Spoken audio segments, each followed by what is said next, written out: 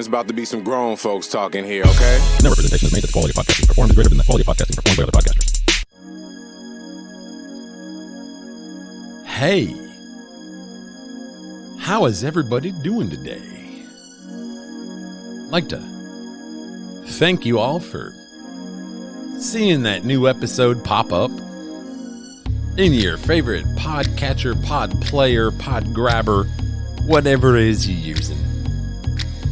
Looking at that stupid looking logo that says Boomer Bob Show on it and pressing play, tapping on it and letting it go this far. I mean, we're already 30 seconds in and you're still listening to my goofy ass. It is with a heavy heart that I have to bring you this news that we've lost Madonna. Sad. We all know what pose she's striking, don't we? One that's horizontal, lifeless. Yes, here, let me pull up the article. Oh, shit. All right. Hold up. Wait a minute. Let me put some fact check in it. Boomer Bob screwed up. I read this totally wrong. Damn it. I was hoping I read this right.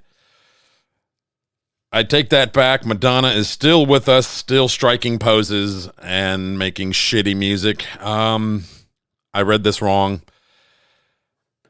But in other news, we lost, the world, the soccer or football world, lost Diego Maradona. God damn it, I read that wrong.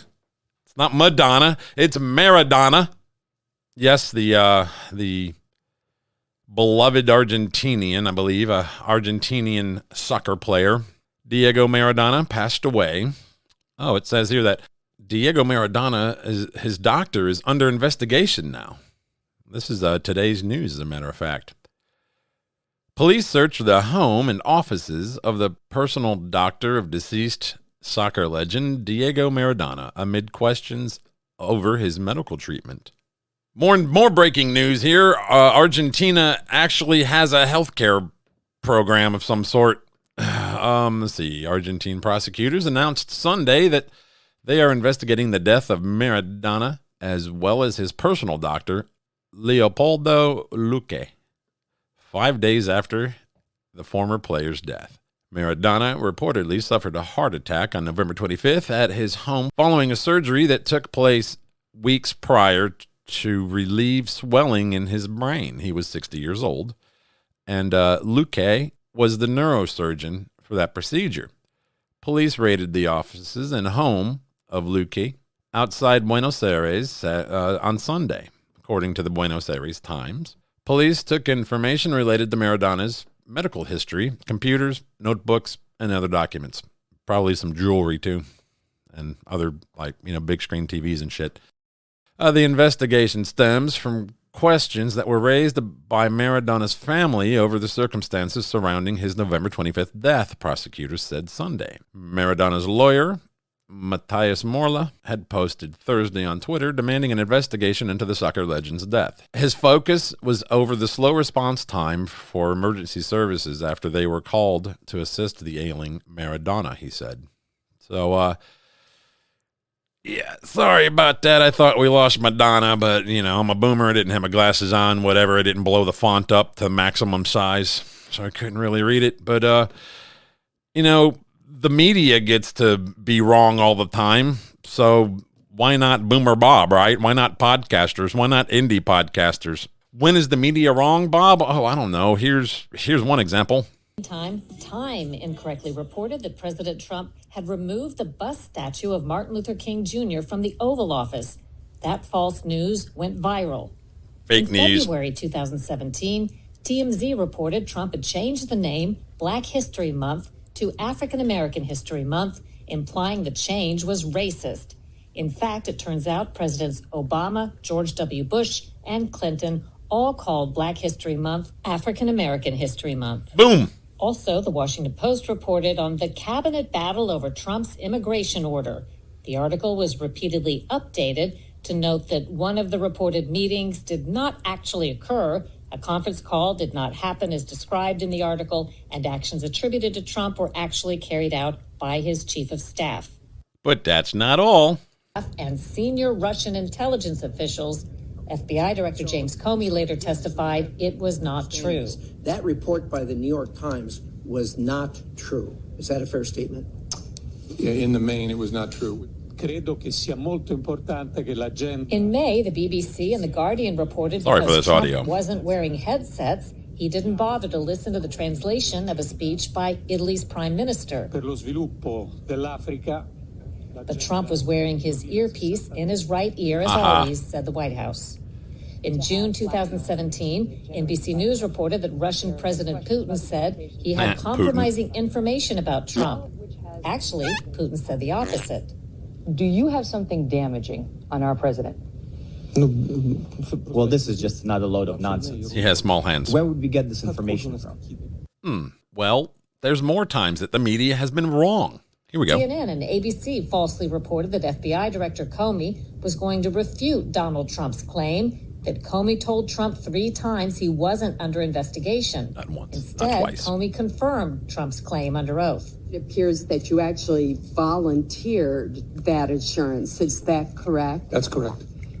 CNN retracted a report claiming Congress was investigating a Russian investment fund with ties to Trump officials. I mean, CNN's not really news anyway, right? They're more of like Newsweek a reported Poland's soap First opera. Lady refused to shake Trump's hand, but later acknowledged she did.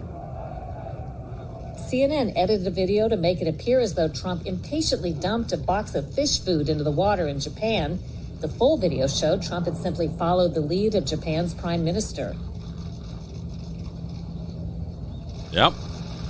Trump was actually tossing in like a few chunks at a time, and then the Japanese prime minister did it, and he was like, oh, okay, well, let me just dump mine in like you did. And I mean, that's ridiculous to lie about that, but any attempt to hate this man. Bloomberg and the Wall Street Journal falsely reported special counsel Robert Mueller had subpoenaed Trump's bank records. And AP reported a new survey showed trust in the media had fallen during the Trump presidency. Yep. But the survey was actually conducted under President Obama. Yep. The New York Times said a hypothetical family's tax bill would rise nearly $4,000 under Trump's tax plan. It turns out their taxes would actually go down $43. 43 The New York bucks. Times and CNN shared a story with photos of immigrant children in cages.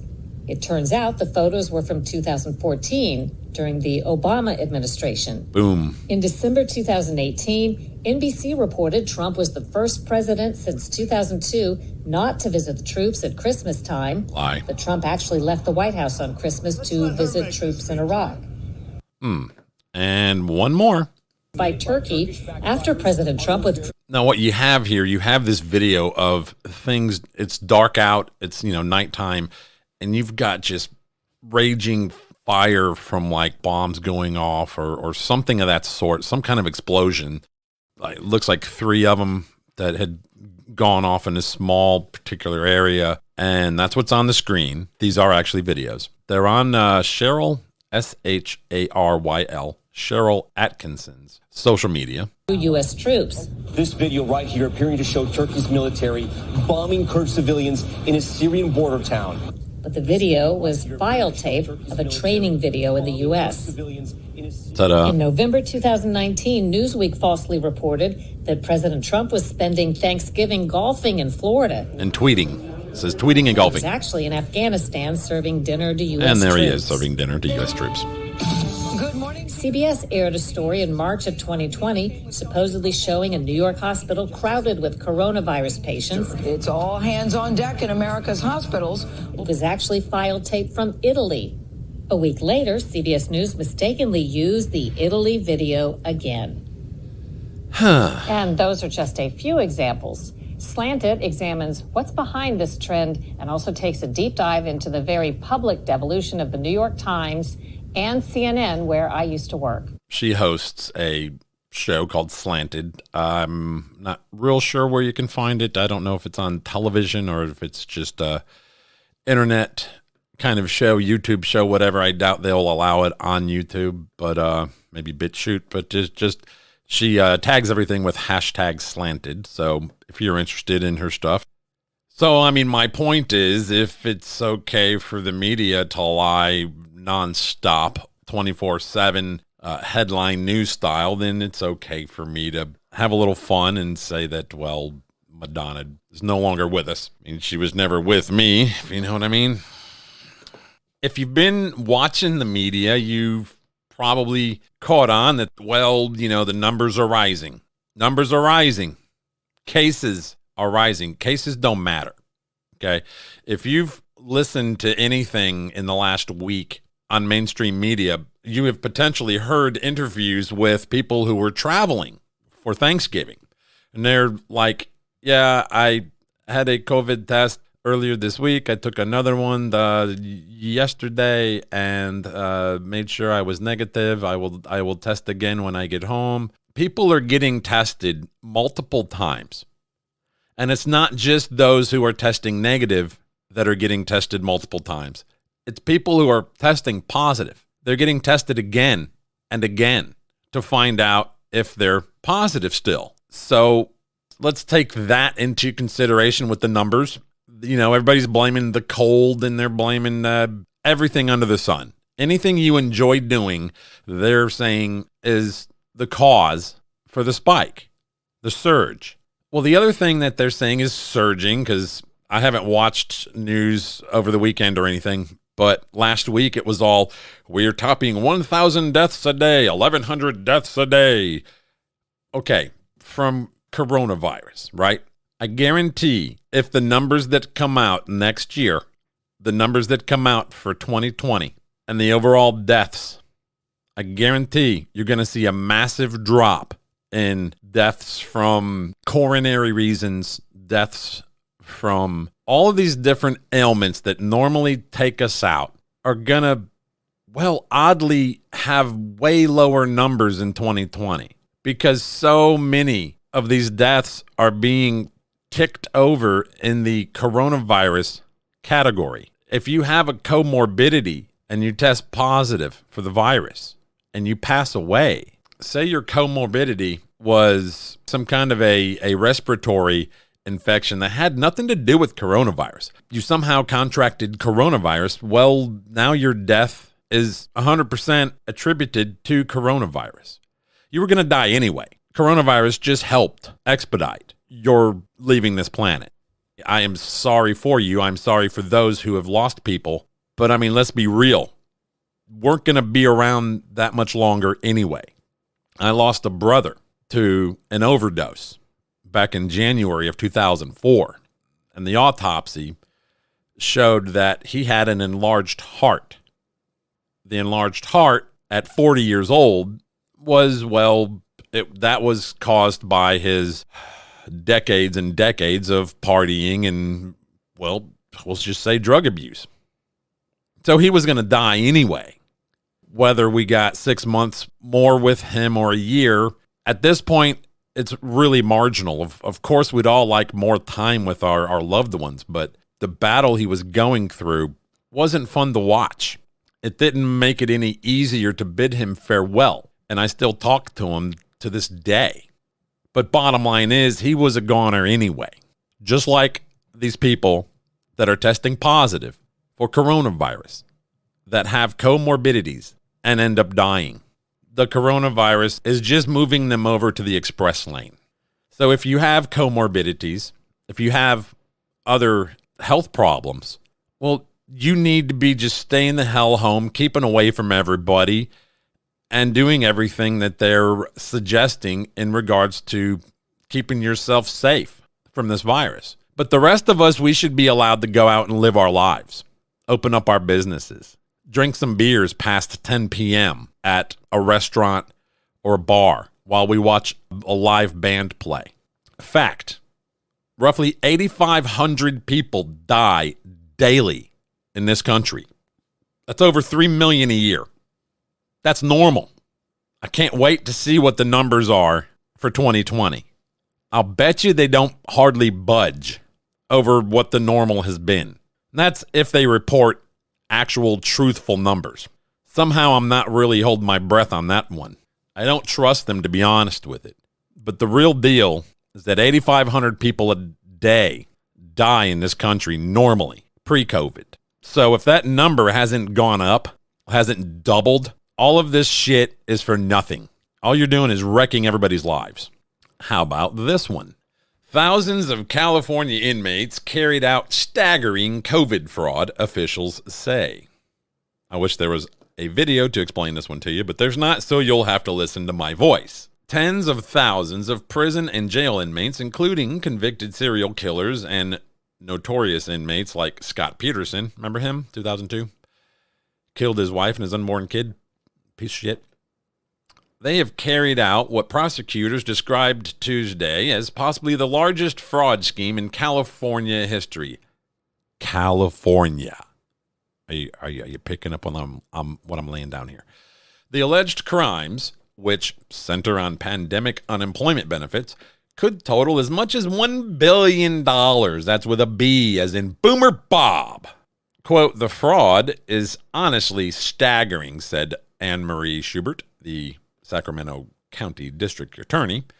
Between March and August, Schubert said, inmates housed in every California prison and in jails across the state filed 35,000 claims totaling $140 million in benefits. Sometimes those benefits were paid directly to inmates inside of the facilities, she said. In other cases, the money was sent to relatives and friends outside the prison and jails. In Kern County, District Attorney Cynthia Zimmer said investigators were alerted to the scheme in September after the arrival of numerous money orders destined for inmates. Some of the benefits include fake Social Security numbers and names like John Doe, John Adams, or in one case, Poopy Britches.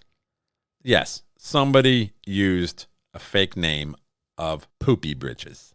Quite frankly, the inmates are mocking us, she says. In other cases, claims were made with real names. Among them were 133 of the state's 700 death row inmates, including convicted criminals like Cary Stayner, who murdered 4 people near Yosemite National Park in 1999. 1999, what are they still doing alive? It's 21 years. Gotta go. What is the point of death row if they're going to be alive for 20 more fucking years? Susan Eubanks, who murdered her 4 sons in 1996. 1996. Now we're talking 24 years. Or people who freaking listen to this who weren't even alive yet. These assholes have been locked up that long on death row. And, of course, Scott Peterson, who killed his wife and unborn son in 2002. Hey, I got that one right.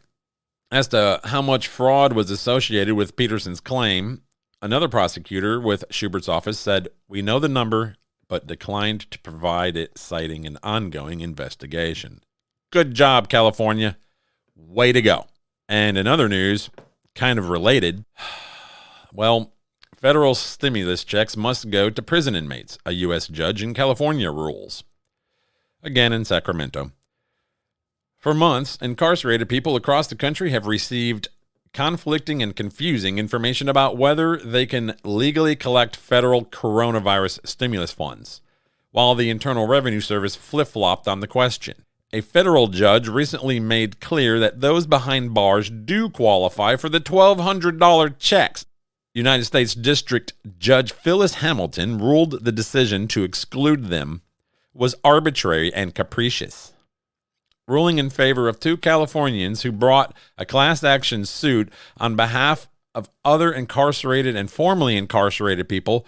Hamilton found that nothing in the Coronavirus Aid, Relief, and Economic Security CARES Act prohibited those in jails and prisons from receiving the relief funds, and last week laid out detailed instructions for the IRS to make sure that those entitled to payments have accurate information. The IRS initially had been sending payments to prisoners when the funding was first released earlier this year, but stopped in May after a report by the agency's inspector general found that $100 million in payment had been sent to about 85,000 prisoners across the U.S. The IRS subsequently created an internal policy banning payments to prisoners and instructed those who had already received the money to return it. Now, I'm not going to read the rest of this because why the fuck? First of all, if you didn't file taxes in 2018 or 2019, you do not qualify for the $1,200 stimulus check. If you're married, $2,400 plus couple of hundred, I think it's $500 per kid, up to 3 kids. I think it's totaling like $3,900 for mom, dad, and 3 tax deductions. So if you had to file taxes in 2018 and 2019, I get it. Okay, not everybody was locked up in 2018, 2019, and they did file taxes. But you're locked up now to the tune of about 30 grand, 35 grand a year cost to the taxpayer per inmate to keep you locked up. So why the hell do you deserve $1,200 a piece? That'll buy a lot of zooms and whams. I get it. What the fuck? And these judges and these fucking attorneys that are fighting for this and agreeing with it, they need removed now. This is ridiculous. This is ludicrous. How do any of these inmates deserve a nickel out of this government? How do they deserve any more money out of the American taxpayer's pocket? How can anybody side with this? Unbelievable. All right. I thought I was going to be able to avoid politics in this. And, well, it's virtually impossible. I have to share a little bit with you guys. Now, some of you know who Sidney Powell is. She's a lawyer, a very well-known one. I think she worked on the Enron thing back in the day, and, well, she worked on the wrong side of that one. But generally a highly respected lawyer up until her involvement in this election fraud. She's been heard countless times talking about the Kraken being the 2-ton hammer that comes down on the left. So earlier I was given a couple of articles by my friend Wise Guy. Now, I don't generally take everything that he gives me as fact, and I'm not taking this as fact, but I would like to share it with you. It's a couple of articles here that include some videos, of which I will share the audio with you. There's been a lot of shady shit announced involving the company Dominion, and it just all stinks. Let's listen to this. Now, Sidney and the president, through, I believe, General Flynn, have got the Kraken organization, the 305 Military Intelligence Battalion, working with them. Because in all of this, we have not seen any footprints of the DOJ, of the FBI, nor the CIA on the friendly side. Wait a minute. It's been on the deep state side. Let me just stop you there, General, because you just said something very interesting. You just said that who has just opened up the Kraken, and then you just described what the Kraken was. We all know the term because of Sidney Powell using it, but you just said what it is. Can you back up on that? Yes. Sidney got the term Kraken because that's the nickname of the 305th Military Intelligence Battalion. And that has been her source, along with other sources that Mary and I know about, but we don't want to talk about. And so we're getting the different sources that are relaying this. But the important thing is they identified, now get this, they identified China, Iran, and Russia as being involved in this and manipulating the votes. In addition, the U.S. Army, the U.S. Special Forces Command seized a server farm in Frankfurt, Germany, because they were sending this data from those 5 states or 6 states through the internet to Spain and then into Frankfurt, Germany. Special Operation Forces seized that facility. So they have those servers. And they know all this data they are providing. Did that go down without incident, by the way? Did that seizure go down without incident? Well, I've heard it didn't go down without incident. I haven't been able to verify it. I want to be careful in that. It's just coming out. But I understand my initial report is that there were U.S. soldiers killed in that operation. Now, that was a CIA operation. And so that's the very worrisome thing. Did that occur because of what Mary and I and Alan were notifying on the Sunday and the Monday in different networks that this was going to happen, that they were using hammer and scorecard, and so they decided to bounce it overseas So the server farms that Hammer and Scorecard were using in the continental United States couldn't be used. I don't know that. In any case, it makes it more vulnerable because when you start moving that kind of data overseas, other people look at it. But you are saying that was a CIA facility, and that was where the server was taken from by these special forces, was a CIA facility in Germany.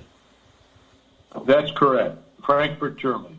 Now here we have a Dominion Voting Systems spokesman saying it's not physically possible to rig these machines.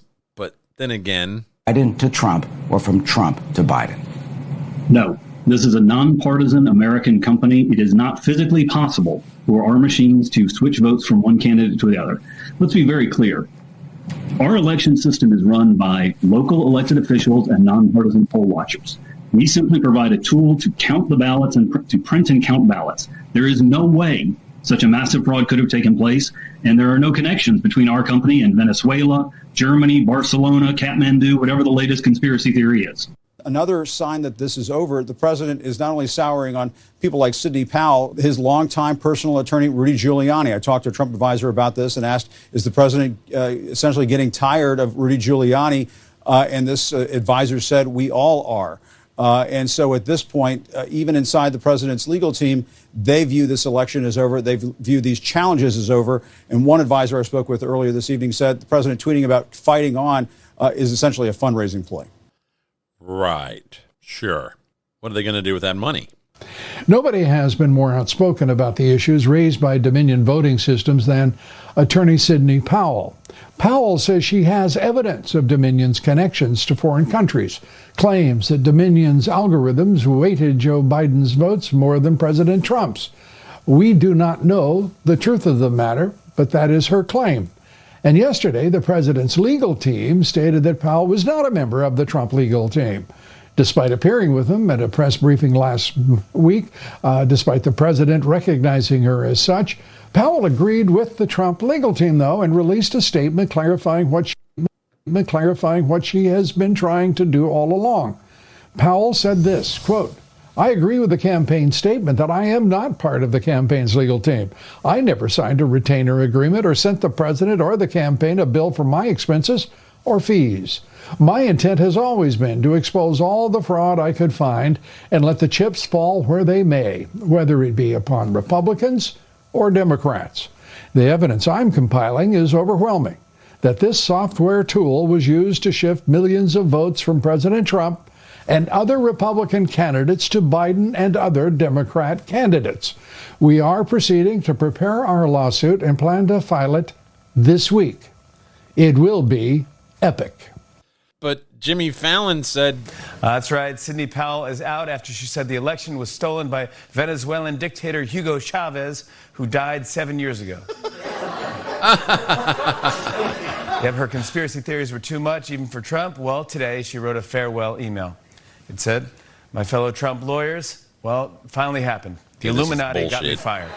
Luckily, you'll still find the culprits who hacked the election. Hugo Conspiracy Chavez, Charles theory. Barkley, and Flo, the progressive insurance she's a conspiracy theorist. They're in a bunker 9 miles below Discredit the her. Times Square Bubblegum Shrimp. Hey, call her a racist while you're at it. Elvis is alive, and he lives at Area 51. That always wins arguments too, right? Sydney.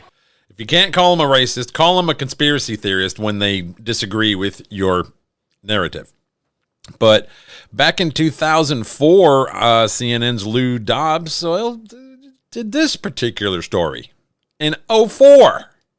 A firm owned by Venezuela could be allowed to take over one of this country's top voting machine firms. Where was Hugo Chavez from? Hugo Chavez, working to change the views of most South American countries, moved to the left. Critics of the deal say our nation's very democracy is now for sale, without anyone doing a thing about it. Kitty Pilgrim reports. 16 years ago. The use of some 19,000 electronic voting machines in the city of Chicago and Cook County primary on March 21st of this year is now under intense scrutiny. The U.S. company that makes the machines, Sequoia, was bought in 2005 by Smartmatic, a private company primarily owned by Venezuelan businessmen. When Chicago had problems with the machines, a dozen Venezuelan employees were there to help with the election. Chicago officials are outraged. I think that American elections ought to be run by American companies and ought to be run by American citizens, not Venezuelan nationals. Smartmatic is technically based in Boca Raton, Florida, but the president of the company, Jack Blaine, testified to the Chicago City Council. Fewer than a dozen Smartmatic employees work in Florida. The majority of the workers are based in Venezuela. Watchdog groups question why U.S. voting machines would be under the control of citizens of another country, especially a country whose own election process is highly suspect. We believe this is a national security issue. There is no way that companies belonging to non-U.S. corporations should have access to our elections. The Treasury Department is supposed to monitor sales of U.S. companies to overseas investors where there is a question of national security, such as in the Dubai ports deal, the so-called CFIUS review process. Some in Congress are demanding an investigation. In the case of Smartmatic, there are a number of unanswered questions. That's why I wrote to the Secretary of the Treasury and asked them to review the ownership. It's offshore, it's murky, no one seems to know who owns it. Certainly our government should know. A potential risk to the democratic process. You can say that again. Let's see. And then, now that was back in 2004, CNN and Lou Dobbs doing a report on just how, well, we should be questioning and wondering what's going on with this shit. But nobody did anything about it. And here's ABC recently. The president's lawyers are also under fire for that embarrassing press conference last week, where attorney Sidney Powell floated a bizarre conspiracy theory she said was hatched by Venezuelan dictator Hugo Chavez, who has been dead for 7 years. You just heard. What we are really dealing with here and uncovering more by the day is the massive influence of communist money through Venezuela. It was all too much even for Rudy Giuliani, who put out a statement saying, quote, she is not a member of the Trump legal team. She's not allowed to be. Okay, there's a reason they tried to distance her from Trump's legal team. There are legal reasons that she's not allowed to be associated with Trump's personal legal team. You just don't know what it is yet. But that's her right next to him at the press conference. I'm in charge of this investigation with Sidney and the people that you see here. Trump ally Chris Christie said it's time for the president to pack it in. Whoa, she stood on a stage with members of Trump's legal team. That makes her... There's been 0 documents signed between the two. So therefore, she's not. Let's see what NBC had to say about the voting machines. We've heard it at congressional hearings for years. Our voting machines are not connected to the internet. Those are not connected. Voting machines themselves are not connected to the internet. And we knew that wasn't true. And cybersecurity expert Kevin Skoglund wanted to prove it. So he and 9 other independent security consultants created their own search engine looking for election systems online. We found over 35 had been left online, and we're still continuing after to find the election. More. Voting machines themselves are not designed to be online. So how are some voting systems getting online? We got a first-hand look when we visited ES&S, the largest manufacturer of voting machines, and talked to CEO Tom Burt. Okay, why is there a Sprint thing here and a Verizon thing here? There's a small percentage of jurisdictions in the country, a lot of them are in Florida, who have decided that they want to modem unofficial results to the election office. ES&S insists while there are 14,000 of its modems in use, there are firewalls separating those modems from the public internet, and that the modems are turned on for just seconds. Now what? Let me ask you about the state of Georgia. Obviously, yesterday, the governor there, he certified the election for Joe Biden. It's about 12,000 votes. And what you see, will Georgia switch? Yeah, that's a total farce. Georgia's probably going to be the first state I'm going to blow up, and Mr. Kemp and the Secretary of State need to go with it because they're in on the Dominion scam with their last-minute purchase or award of a contract to Dominion of $100 million. The State Bureau of Investigation for Georgia ought to be looking into the financial benefits received by Mr. Kemp and the Secretary of State's family about that time. Well, you have promised a Kraken will be unleashed. We were expecting perhaps your suit would be filed yesterday or today. When shall we expect your lawsuit? Well, I think no later than tomorrow. It's just going to be, it's a massive document, and it's going to have a lot of exhibits. And who will be the defendant or defendants? The defendants are going to be folks in Georgia who are responsible for supposedly making sure the elections in Georgia are done properly. And there are just countless incidents of voter fraud and election fraud writ large in Georgia. Now, that was Lou Dobbs, and this is Sidney Powell again on Newsmax. Some people say that the president's team distanced themselves from you because, in part, of the accusations you made. You said you had evidence suggesting that the governor of Florida, of Georgia, the Republican governor, was involved in a conspiracy. I'm wondering if, upon reflection, that's something you stand by and something you'll continue to pursue. Well, what I've said, and I thought I said and intended to say, is there should be an investigation, a thorough criminal investigation, frankly, of everyone involved in acquiring the Dominion system for the state of Georgia, and frankly for every other state, given how appalling the system is and the fact that it was designed to manipulate the votes and destroy the real votes of American citizens who were casting legal votes. That applies to Georgia as well. I have serious concerns that certain people, in fact, one lawyer told me that one of his clients knew of money or benefits being paid to family members of those who signed the contract for Georgia. And I believe it was a no-bid contract that Georgia awarded for the Dominion systems, a $100 million no-bid contract. And I think there are multiple people in the Secretary of State's office in Georgia and others who should be investigated in Georgia for what benefits they might have received from giving Dominion the $100 million no-bid contract. When all else fails, you just let Diamond and Silk sum it up for you.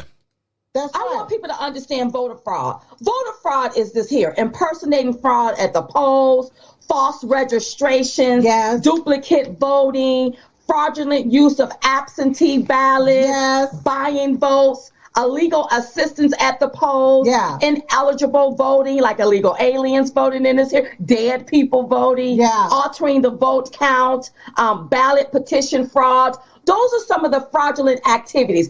And if any of those activities took place in this election, that is voter fraud. That's right. Now, there's a difference between not widespread, voter fraud though, is it? And election fraud. I just explained voter fraud, but election fraud is when you talk about the system. The system. Like the systems that's being used and how the votes are tabulated and how the votes was pulled from Donald Trump and given to Biden. That's the fraud inside of the system. That's right. So it's two things that we look like we're fighting here. It is. It's voter fraud and election fraud. So then that brings me to two questions that I have. I want to know what was the legal reason for stopping the voting on election night? You know that everything all of a sudden came to a screeching halt. Right. You know, there was no natural disasters. There was no war or no act of terrorism. Was the machines broken?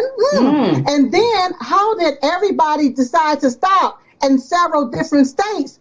Now, what they said was stop the voting. That's not what they meant. What they meant was stop counting.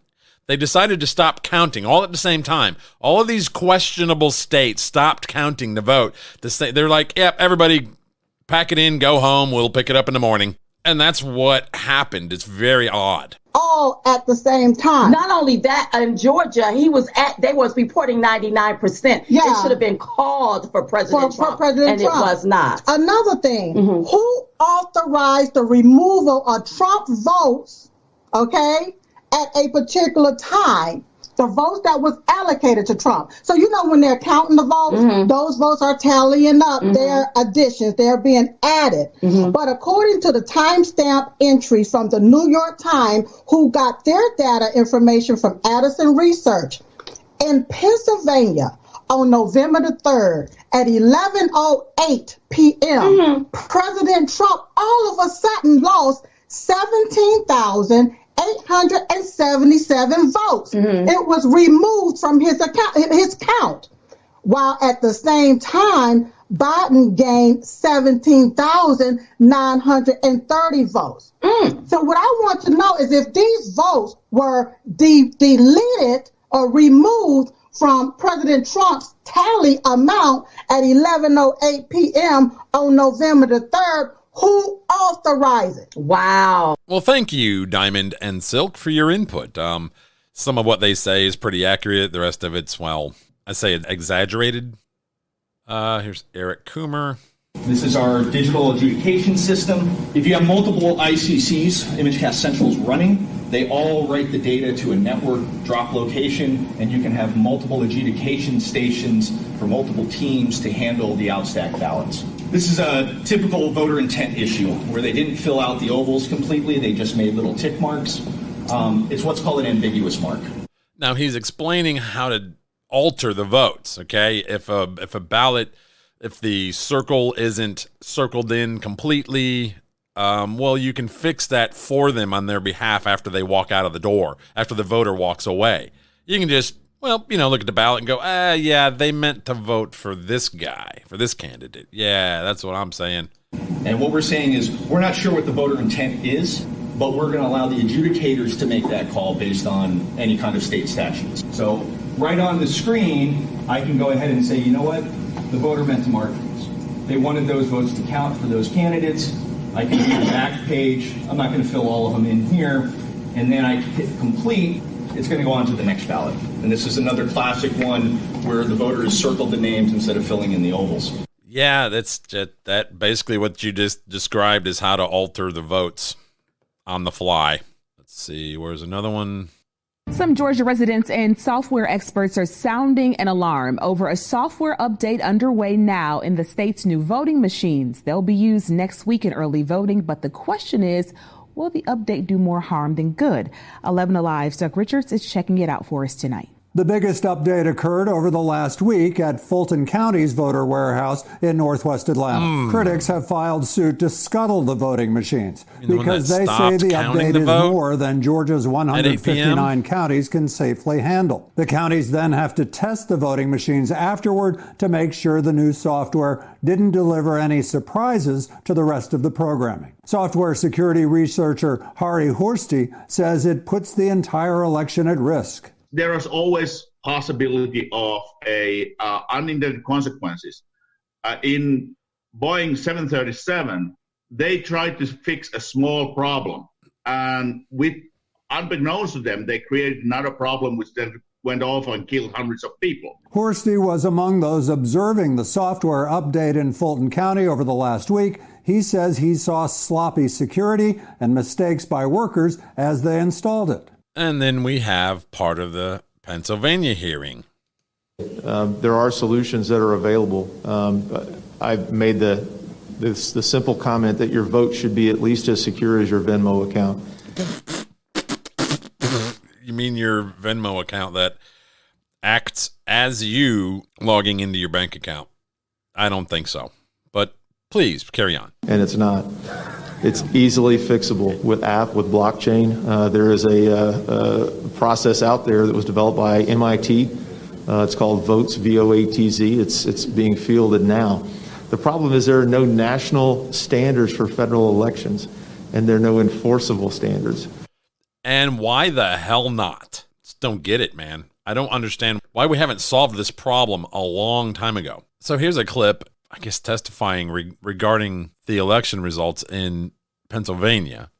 Normally, you would expect to see a smooth curve going up, not any big spikes. That's kind of what Greg was talking about, the anomalies of loading and uploading those votes. So that big spike that occurs there is a prime indicator of fraudulent voting. And that's 604,000 votes in 90 minutes, is that right? Correct. This is 337 votes, 337,000 votes in that in that period of time. Yes. And when you look at this entire curve with all these spikes, can you calculate how much of a vote that accounted for Biden and how much for Trump? Close to 600,000. I think our figures were about 570 some odd thousand that all those spikes represented over time. For Biden? Correct. And how much for Trump? I think it was a little over 3,200. That sounds a little off there. Yeah. Almost 600,000 vote spike for Biden, but 3,200 for Trump. Sounds a little off. Just a little. Trump got pissed off. So, no, I can't say that at all. I think it's a possibility. They're trying to look between you people. Don't talk to me that way. You're just a lightweight. Don't talk to me that way. I'm the president of the United States. Don't ever talk to the president that way. Recognize. All right, I'm going to go with another question. Go ahead. Boom. Massive fraud has been found. We're like a third world country. We're using computer equipment that can be hacked. They talk about glitches. How many glitches did they find? So a glitch. Oh, gee, we had a glitch, 5,000 votes. In all cases, right? In all cases, the votes went from Trump to Biden. They didn't go from Biden. The glitches were never from Biden to Trump. So they had many glitches. And they said, oh, we had a glitch. A glitch is like the equipment is a little broken. We'll fix it up. Now, a glitch is, in this case, we caught them cheating. We caught them stealing. We caught a fraudulent effort to get votes. And they said, oh, yes, it's true, there was, and there were many of them. But here's the problem. There were... You're rambling. Probably 10, 20, 30 times that didn't get caught. We just got lucky and caught numerous of them. But what that is very simple. He can't articulate a sentence. The glitch means, right? It means, oh, we got caught with the votes. And now... let's just call it a glitch.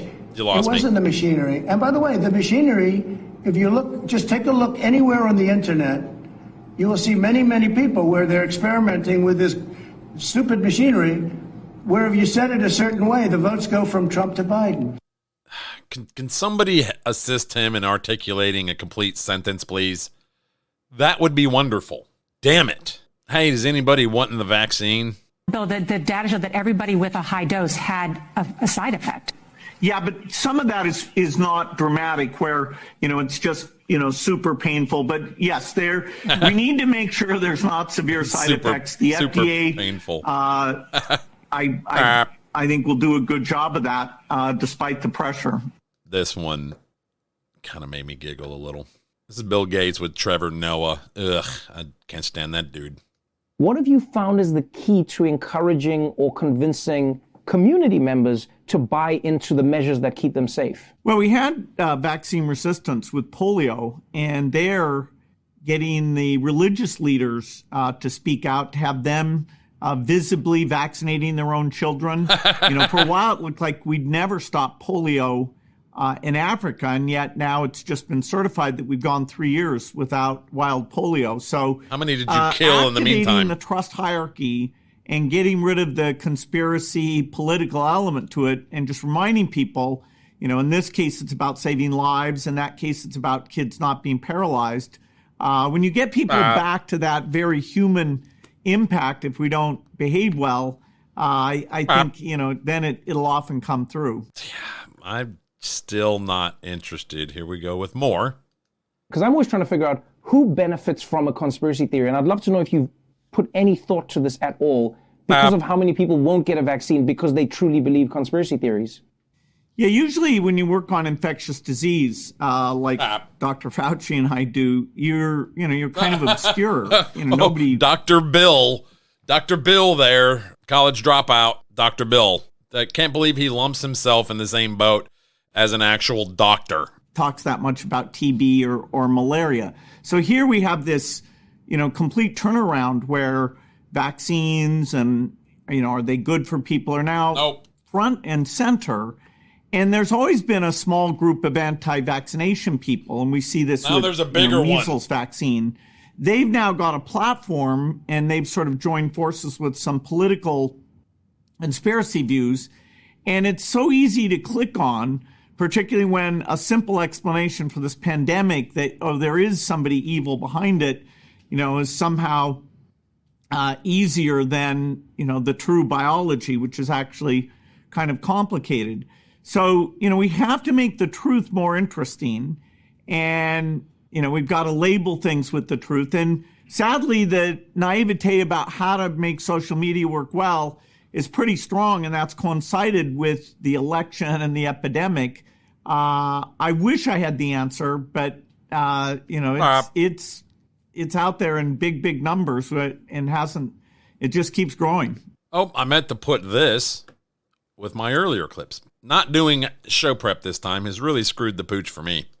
The U.S. Special Forces Command seized a server farm in Frankfurt, Germany, because they were sending this data from those 5 states or 6 states through the internet to Spain and then into Frankfurt, Germany.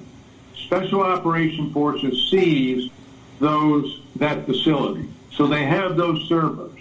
Well, I've heard it didn't go down without incident. I haven't been able to verify it. I want to be careful in that. It's just coming out. But I understand my initial report is that there were U.S. soldiers killed in that operation. All right, everybody. Well, I hate to say it, but that kind of sums up the amount of information you're going to get out of me for this episode regarding, the election and what I think of it. Because what I think of it is, I don't know. I don't have all the data yet. Okay, I'm not going to sit here and say, well, my guy lost, so I'm against it. Or my guy won, so yay. No, I don't know, man. I don't have a definitive answer. I don't know that we'll ever get one. I mean, this is somewhat interesting. I just wish the Kraken would be unleashed and all the hardcore shit would rise to the surface where it starts getting interesting. Because right now, all of this crap about, it's a conspiracy theory, blah, blah, blah, blah, blah. Fuck you. I don't know. I cannot definitively say one side won and one side lost. I don't care who comes out and concedes or who claims victory. It doesn't matter to me. I don't trust any of them. So until then, I'm going to keep looking for stuff like this, and I'm going to keep sharing it with you if I find it interesting enough. And I think it's going to help you develop your own thoughts on the matter. I don't want to feed a conspiracy theory, but at the same time, I'm not just going to lay down and just, okay, CBS told me that Biden won. He's the office of the president-elect. There is no such thing as the office of the president-elect. Do you understand that? That is a made-up bunch of bullshit. He's playing house like a bunch of kids. But I'm going to go ahead and wrap this episode up. Thank you so much, guys, for listening. I hope I threw some information at you. I'm sorry there wasn't as much commentary in there as I usually throw in. It's just there's so much here that and I didn't put any show prep into this because I'm a jackass. I was trying to knock this out before the wife got home so I can hang out with her when she gets home. And now here I am with a mess to edit. And I hate to make your ears suffer for it, so I want to do the best editing that I can. I'm going to try to deliver you the best information that I can. I'm not saying it's true. I'm not saying it's not true. I want you to use your own brain for that. So till next week, this is Boomer Bob, the Boomer Bob Show. You know where to find me. Till next week, guys. Appreciate it. Ain't no lie, getting old as a bitch. Gonna spit this game, only way I'll get rich.